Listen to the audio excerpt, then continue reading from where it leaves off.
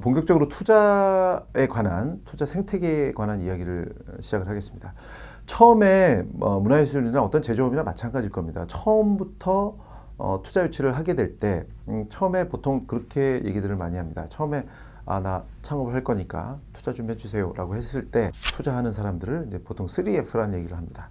하나는 패밀리, 가족한테 투자를 받든가, 프렌드, 친구한테 받든가, 아니면 모르는 사람이라면 fool, 바보 아니면 투자 안 한다, 뭐 이런 이야기겠죠. 그 정도로 초기에 투자를 유치하는 것은 쉽지 않고요. 초기 단계에서 창업자 여러분들을 믿고 낮은 밸류에 투자를 들어오는 자본들을 보통 엔젤 투자라고 얘기를 많이 합니다. 자, 엔젤 투자자는 그런데 앞서 말씀드린 바와 같이 정말 너무 많은 지분율을 얼마 안 되는 가격에 받아갈 수 있기 때문에 엔젤은 언제든지 데빌이 될 수 있는, 천사는 얼마든지 악마가 될 수도 있습니다. 제가 아는 모창업기업, 문화예술 쪽의 창업기업은 이사회에 엔젤 투자자가 들어온 이후에, 이사회에 참여한 이후에 동의를 못 해줘서 정말 회사가 커졌을 때도 외부 투자 유치도 못하고 거의 회사를 뺏기다시피 한 그런 전례도, 제 지인의 전례도 있었습니다. 그럴 정도로 초기 엔젤 투자는 상당히 어떻게 보면 고마운 엔젤이 될 수도 있고 경우에 따라서 굉장히 위협적인 존재가 될 수도 있다. 이런 점은 기억하시면 좋을 것 같고요. 그리고 투자 유치하면 사실은 벤처 캐피탈 이야기를 많이 떠올리실 겁니다.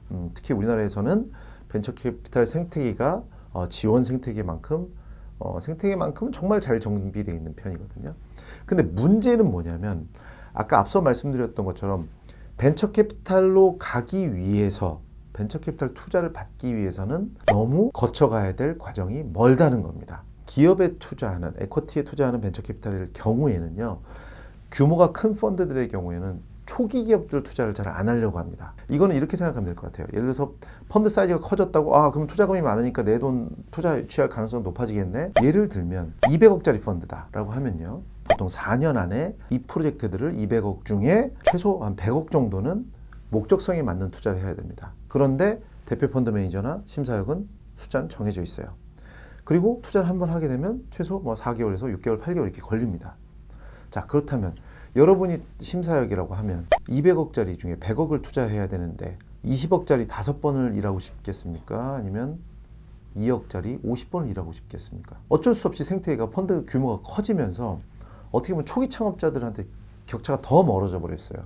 제가 보통 이제 칼럼이나 이런 데서 많이 쓰고는 하는 게, 모태펀드 벤처 캐피탈들은, 받아서 운영하는 벤처 캐피탈들은 세금이 들어간 거기 때문에 오히려 더 투명하게, 결과 이런 것들 더 공정하고 빠르고 투명하게 얘기해야 된다. 희망 고문하지 말고 라고 얘기를 하는데, 어쨌든 중요한 건 펀드 사이즈가 커지면 커질수록 문제는 격차가 더 멀어진다는 데 있습니다. 그래서 벤처 캐피탈들은 보통 그래도 기업 규모가 최소한 30억, 50억 정도는 돼야 이렇게 투자를 검토를 해서, 벤처 캐피탈은 대주주가 될 수 없습니다. 그렇기 때문에 지분율이 높으면 안 되기 때문에 기업 가치가 그 정도로 높아졌을 때 투자하기를 원하게 되고요. 그래서 벤처 캐피탈까지의 문턱이 너무 높다고 해서 만들어진 생태계들이 어떻게 보면 크라우드 펀딩이나 억셀러레이터, 이런 데서 운영하는 펀드들이 되겠습니다. 그래서 엔젤에서 벤처 캐피탈까지의 단계까지 가는 과정에 있어서 그보다 규모가 작은 회사들을 투자하는 펀드, 운용기관의 성격이 크라우드 펀딩하는 데라든가, 아니면 펀딩하는 데라든가, 아니면 엑셀러레이터다. 그래서 아주 초기 기업들은 오히려 엑셀러레이터들과 컨택을 하는 것이 좀 더 유리할 수도 있는 거죠. 자, 그런 의미에서 그런 단계를 거쳐서 벤처 캐피탈들은 이제 상장을 한다든가 M&A를 한다든가 이런 식으로 회수를 하는 구조로 창업의 생태계는 운영이 되고 있습니다. 제가 여기 이 부분에서 꼭 강조를 하고 싶은 게 한 가지가 있는데요. 우리나라의 시장은, 우리나라가 한편으로는 코스닥이라는 시장이 나스닥을 벤치마크에서 나온 거지만 상당히 빨리 나왔습니다. 그러니까 전 세계에서 유례가 없었던 거, 1996년도부터 설립이 됐고요. 지금은 이제 거래소라고 해서 약간 준공공기관이 됐지만 민간에서 설립한 시장이었습니다. 지금 이제 민간에서 설립한 시장이 KOTC 이런 것들만 남아있긴 하지만, 어쨌든 한국은 정부가 주도를 하면서 민간과 호흡을 맞춰오면서 벤처 생태계가 커온 나라란 얘기입니다. 자, 우리가 알고 있는 벤처 캐피탈이라 하면 미국에서 출발을 했는데요.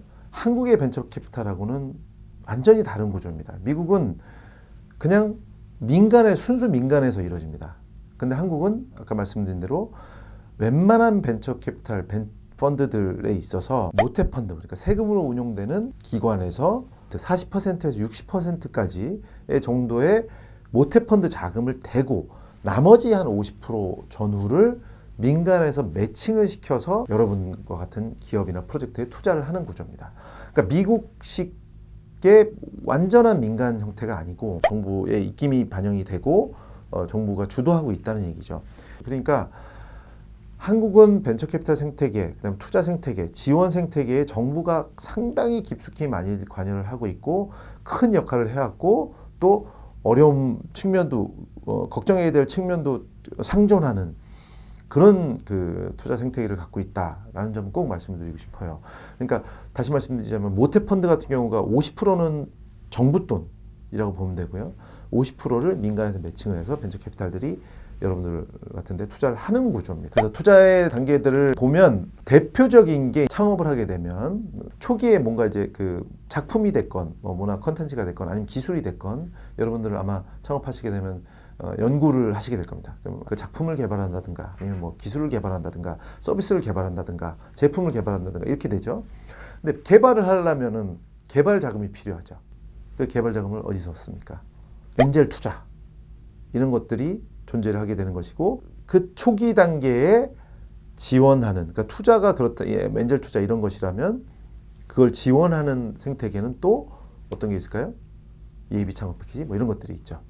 그런 이후에 그럼 개발을 해서 이제 그 CFO를 만들어내고 이제 사업화를 가는 과정 그 과정에 있어서 투자 생태계는 아까 말씀드렸던 예를 들면 엑셀러레이터 아니면 아주 초기 기업에도 투자할 수 있는 벤처 캐피탈 일부 그런 데들이 투자의 생태계를 이루게 됩니다.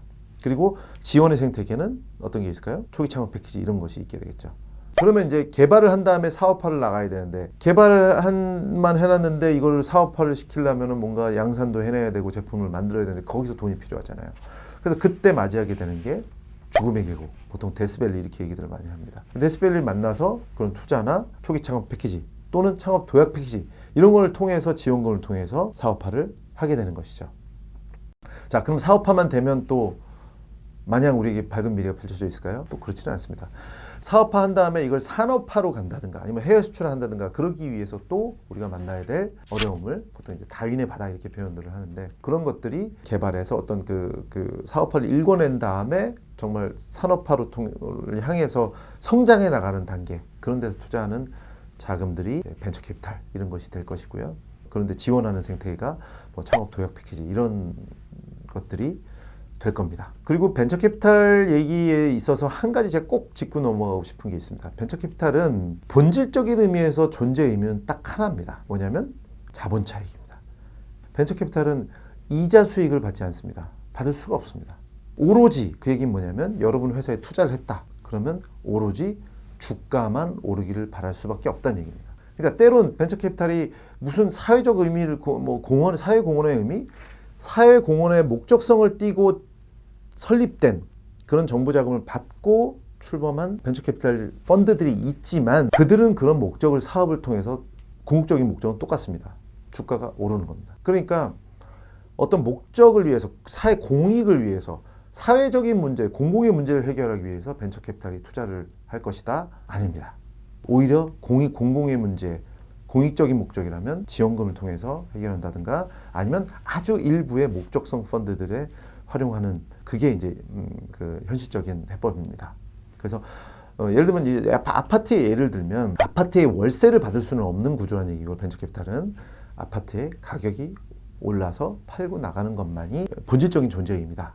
이거는 투자자 그 사람들이 나빠서가 아니고 냉혹한 게 아니고 원래 존재의 의미다. 뭐 이런 것은 한번 꼭 기억을 하셨으면 좋겠습니다. 자, 그럼에도 불구하고 우리가 알고 있는 뭐 한국의 대부분의 기업들 뭐 네이버, 뭐 NC소프트, 뭐 메가스타디, 뭐 SM엔터테인먼트 이런 회사들 전부 다 벤처 캐피탈 투자를 받았습니다. 뭐 하이브 이런 데도 다 마찬가지고요. 특히 한국에서 벤처 부문에 있어서는 법제 규제와도 물론 굉장히 우리 열거주의라고 그랬고 포지티브라고 그랬고 우리나라는 규제 환경은 정말 미국하고는 비교할 수 없이 강합니다. 정말 규제한 건 모르고 정말 빨리 움직인 혁신가들이 사실은 좀 상당히 많은 곤혹스러운 일을 겪기도 하는 그런 시장이면 분명합니다. 하지만 그러면서 뒤늦게 또 그래도 법제화, 규제화가 많이 진전이 되고 있는 측면도 분명히 있습니다. 하지만 그런 규제 환경들이 앞서서 우리의 혁신성, 창의성을 뭐 완전히 보장해 줄 수는 없지만 약간 뒤따라오는 측면에서 서포트하는 측면은 있다. 그런 말씀은 드리고요. 그렇다면 자, 우리 문화예술 창업하는 사람들이 도대체 뭐 어떻게 돈을 마련을 해야 되느냐? 아주 현실적인 이야기를 다음 시간에 한번 축약해서 한번 말씀을 드려보도록 하겠습니다. 다음 시간에 뵙겠습니다.